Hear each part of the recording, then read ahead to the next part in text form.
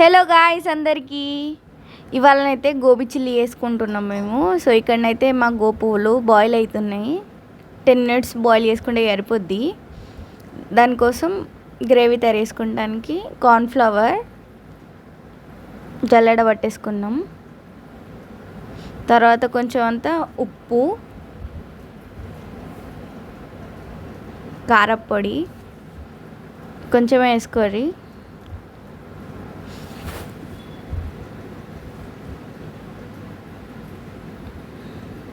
మాకైతే ఇంత సరిపోయింది. సో మేము ఇంత వేసుకున్నాం. తర్వాత కొంచెం పసుపు,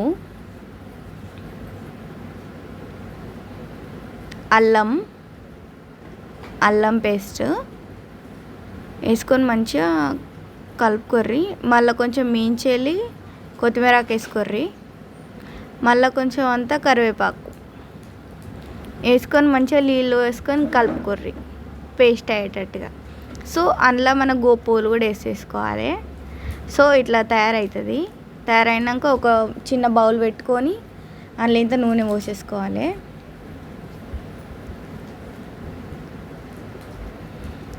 మేమంటే గింత పోసుకున్నాము ఆయిల్. మాకు ఇంతనైతే సరిపోతుంది.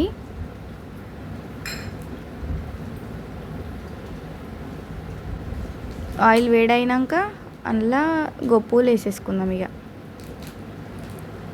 కోటి వేసుకున్నాం గోపువులు. సో ఇట్లా వేసేసుకోవాలి. తర్వాత వేగినాక తీసేసుకోవాలి. వేరే బౌల్ పెట్టుకొని దాన్ని ఇప్పుడు ఫ్రై చేయాలి కదా. మంచూరియా లెక్క ఫ్రై చేస్తారు దీన్ని, గోబీ చిల్లీ అంటే. సో దానికోసం ఫస్ట్ ఆయిల్ వేసుకొని బౌల్లో మళ్ళీ ఉల్లిగడ్డలు వేసుకోవాలి. కొన్ని మంచిగా వేపుకోవాలి. ఉల్లిగడ్డల్ని వేపుకున్నాక తర్వాత చిల్లీ వేసేసుకోవాలి. తర్వాత అల్లం పేస్ట్ వేసేసుకొని మంచిగా వేపుకోవాలి.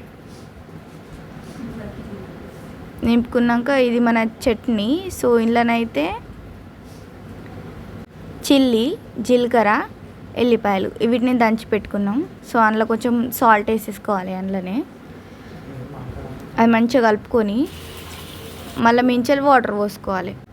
తర్వాత ఇందులో చిల్లీ సాస్ వేసుకోవాలి.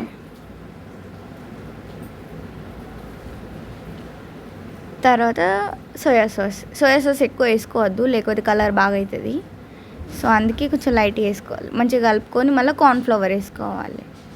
కార్న్ఫ్లవర్ వేసుకుంటే థిక్ గ్రేవీ వస్తుంది. అందుకే మళ్ళీ మించెలు కొంచెం సాల్ట్ వేసేసుకొని మంచిగా కలుపుకోవాలి. తర్వాత మించెలు కొంచెం కేచప్ వేసేసుకోవాలి. మీకు ఎంత సరిపోతుంది అంత కేచప్ వేసుకున్నాక మన ఫ్రైడ్ గోబీ ఇందులో వేసేసుకోవాలి. వేసేసుకొని మంచిగా కలుపుకోవాలి. సో మేమైతే గింత వేసేసుకున్నాము, ఎందుకంటే మా ఇంట్లో 5 members ఉన్నాం మేము. సో మంచిగా కలిపేసుకోవాలి. సో ఇది మా చిల్లీ గోబీ అయితే రెడీ.